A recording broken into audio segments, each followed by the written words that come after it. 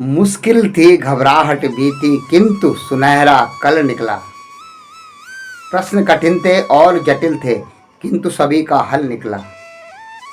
जिस कीचड़ में जिस पानी में जिस कीचड़ में जिस पानी में काई खर पतवार उगे, उस कीचड़ में उस पानी में खिलकर फूल कमल निकला। नमस्कार मित्रों, जय हिंद, जय भारत और जय उत्तराखंड। मैं गौतम सिंह बिष्ट उत्तराखंड से आपसे मुखातिब हूँ। और जैसे कि मित्रों आप जानते हैं कि उत्तराखंड के हिलांसी यूट्यूब चैनल में मैं अपने ब्लॉग के जरिए आप तक अपने अनुभव शेयर करता रहता हूँ। यह बात जुदा है कि आप कितने लोग मुझसे जुड़ते हैं, कितने लोग मुझसे पढ़ते हैं, सुनते हैं और समझते हैं, यह बात दूसरी है। यह आपके रुचि के ऊपर डिपेंड करता है कि आप किस साधक को सुनना चाहते हैं, जानना चाहते हैं और किन का साथ आप करना चाहते हैं। क्योंकि अपने कर्म काल और स्वभाव के हिसाब से हम अपनी मैत्री को भी चुनते हैं। तो मित्रों, इससे कोई फर्क नहीं पड़ता कि आप मेरे मित्र हैं, शत्रु हैं या उदासीन हैं, लेकिन अगर यह वाक्यांश आपके जीवन पर असर डालता है तो मैं इस छोटे वीडियो के लिए भी अपने आप को धन्य समझूंगा। मित्रों, एक समय की बात है कि जब मेरे दांत में बहुत ज़्यादा दर्द हो रहा था, तो मैं जैसे ही दांत को तोड़ने के लिए जाता तो एक असहनीय दर्द की लहर पूरे शरीर में छा जाती और चित्त विक्षिप्त हो जाता और इतने शरीर में कष्ट होता कि उसको करने का साहस, उसको तोड़ने का साहस ही नहीं हो पाता।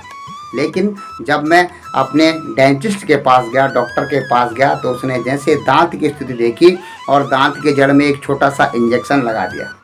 और इंजेक्शन लगाते ही दांत की जो सूचनाएं, जिसे संवेदना जिसे कहते हैं, जो उसकी चेतना थी वह चेतना लुप्त हो गई। और चेतना के लुप्त होते ही दांत को उन्होंने बड़ी आसानी से निकाल के मेरे हाथ में रख दिया। तो उस दिन मेरी समझ में पहली बार यह आया कि यह क्या कारण है कि जिससे कि पता ही न चला दांत में कितना दर्द होता था उखाड़ते समय, और इन्होंने बड़ी आसानी से उसे कर लिया। उस दिन मैंने पहली बार जाना कि जब हम इस माया रूपी संसार में भटकते रहते हैं, कोई हमारा कोई छोटा सा ज़मीन का टुकड़ा भी ले लेता है तो हमें असहाय दुख हो जाता है। कोई हमारी गाड़ी को थोड़ा सा ठोकर मार देता है तो हम उसकी जान लेने पर उतारू हो जाते हैं। कोई हमारी बात को काट देता है तो हमें इतनी उद्विग्नता हो जाती है कि हम उसके शत्रु बन जाते हैं। तो तब उस दिन मुझे पहली बार पता लगा कि अगर इस माया के संवेदनों को डिस्टर्ब करने वाला, रोकने वाला कोई ऐसा चीज़ हो, उस दिन मुझे पहली बार पता लगा कि अगर हम ज्ञान का इंजेक्शन अपने अंतर्मन में लगा लें या वैराग्य का इंजेक्शन हमारे अंतर्मन में लग जाए, तो ये जो झूठी माया की संवेदनाएं हैं, ये संवेदनाएं आप तक, आपके अंतर्मन तक आनी रुक जाएंगी। और जैसे ही संवेदनाओं का जहर जो आप तक आपके अंतर्मन में आएगा, जो आप आँखों से आपके पास आता है, कानों से आपके पास जाता है, आँखों से आपके पास आप देखते हैं कि फलाना आदमी आपके खेत में अमुक कार्य कर रहा है, आपके विरुद्ध कार्य कर रहा है, कानों से आप सुनते हैं कि आपने उस आदमी ने आपके लिए ऐसी बात बोल दी, तो यह जहर सीधा हमारे अंतर्मन में उतर जाता है और हम उसके प्रति द्वेष रखना शुरू कर देते हैं। तो अगर यह ज्ञान और वैराग्य का इंजेक्शन आपके अंतर्मन में लग गया तो माया की झूठी अटखेलियाँ बंद हो जाती हैं और आपको किसी बात का कोई कष्ट नहीं होता।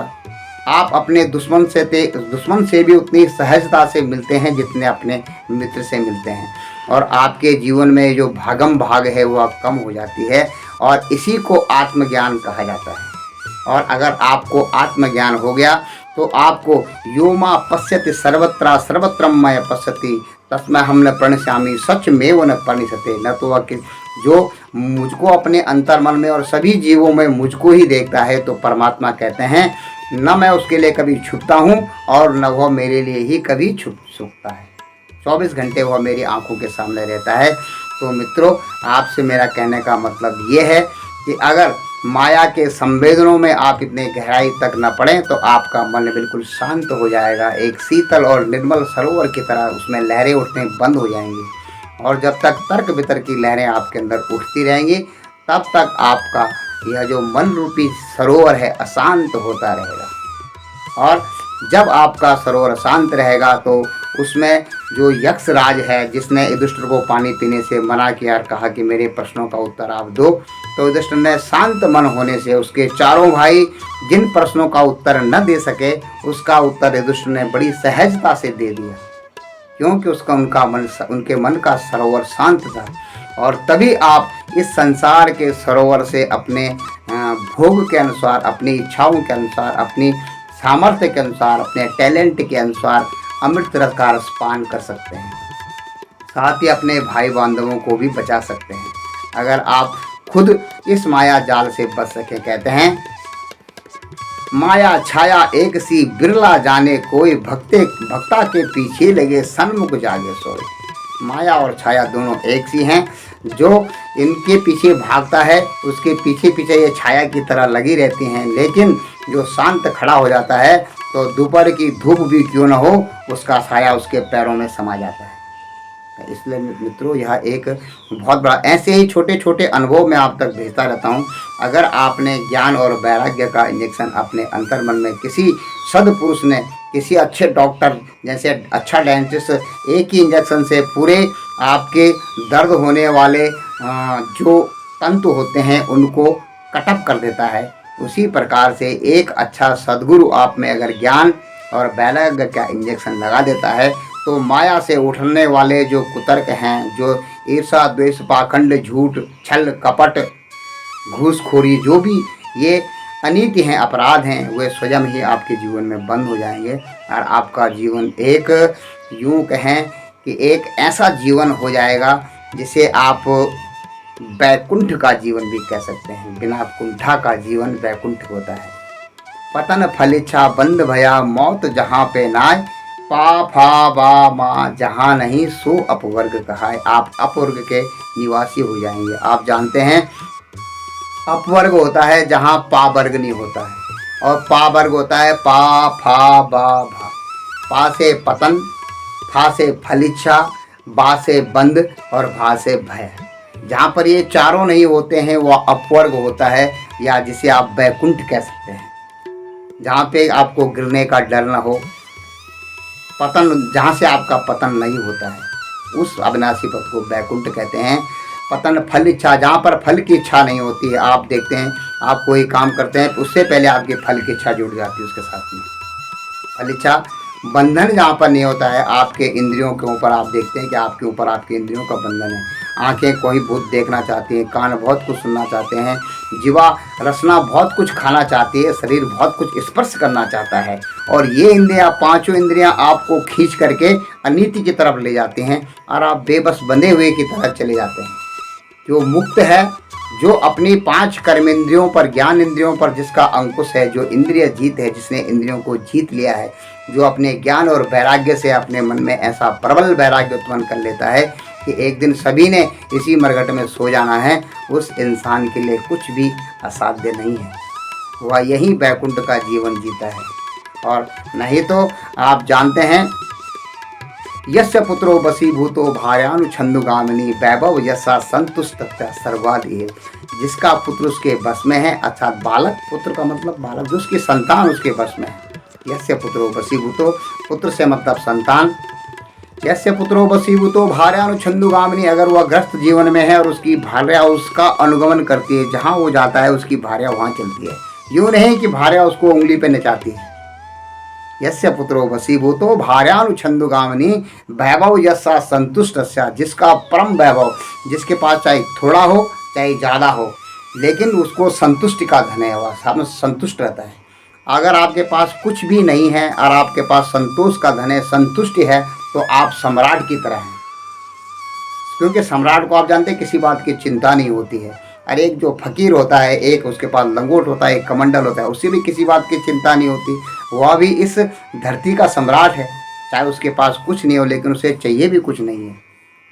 ठीक है, क्योंकि भगवान ने भोजन को तो आप पैसे देकर खरीदते हैं, लेकिन जो आपके जीवन के लिए सुलभ है, प्राणवायु को आप खरीद के, अगर कोई गरीब हो तो प्राणवायु उसे नहीं मिले, हो तो मर ही जाएगा। लेकिन भगवान ने सबसे महंगी चीज़ को बिल्कुल सुलभ कर रखा है, चारों तरफ आसानी से आपको प्राणवायु मिल जाती है, और प्राणायाम के द्वारा अपने शरीर को आप पुष्ट भी कर सकते हैं। और इसलिए मित्रों, आपसे कहने का मेरा ये मतलब है कि ज्ञान और वैराग्य, ये बात नहीं है कि मुझ में ज्ञान और वैराग्य आपसे ज़्यादा है। मैं ये कहता हूँ, मैं अपने जीवन के अनुभव आपके साथ शेयर करता हूँ।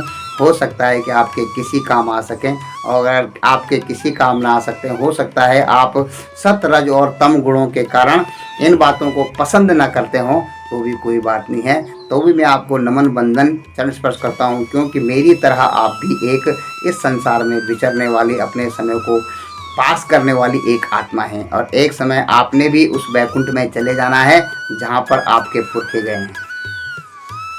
तो इसलिए मित्रों, आपसे मैं यहीं पर ही इस ब्लॉग में विदा लेता हूँ। ऐसे आध्यात्मिक ब्लॉग में अपने उत्तराखंड हिलांसी यूट्यूब चैनल के माध्यम से आप तक पहुँचाने की कोशिश करता हूँ, इसलिए कि कल दूजे के होंठों को देकर अपना गीत को ही निशानी छोड़ फिर दुनिया से डोल, एक दिन बिक जाएगा माटी के मोल, जग में रह जाएंगे प्यारे तेरे बोल। अपने जो बोल हैं, जो आपके शब्द हैं, वो अंतरिक्ष में तैरते रहेंगे। अगर आप किसी भाई बहन के हृदय में ये शब्द घर कर गए, तो मेरे जाने के बाद भी ये शब्द उसके हृदय के आकाश में, अंतरिक्ष में तैरते रहेंगे, और किसी न किसी को अच्छा पथ दिखाने की कोशिश करेंगे।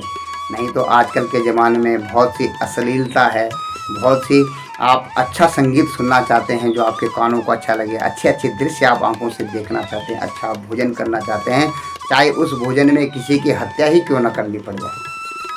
तो अपने 5 इंद्रियों को कंट्रोल कीजिएगा। जैसे कहा जाता है कि जो आत्मज्ञान के जो खास, जो अष्टावक्र जी ने जनक महाराज को दिया था, जनक जी तो स्वयं ज्ञानी, बहुत बड़े ज्ञानी थे, लेकिन जो उनको दिया था उसमें पहले यही बोला गया था कि मन को रोको, 5 कर्मेंद्रियां, 5 ज्ञानेंद्रियों को मन के हवाले करो, मन को बुद्धि के रास्ते, क्योंकि बुद्धि में विवेक है, मन को बुद्धि की राह से होकर के आत्मा की तरफ ले चलो। और यही मन को रोकने के लिए हमारे 4 वेद, पुराण, 18 पुराण, उपनिषद और उन पे जो भाष्य लिखे गए हैं, इसी मन को रोकने की प्रक्रिया है। आज के ब्लॉग में इतना ही। जय हिंद, जय भारत, जय उत्तराखंड। आप सबका दिन बहुत बहुत और बहुत शुभ।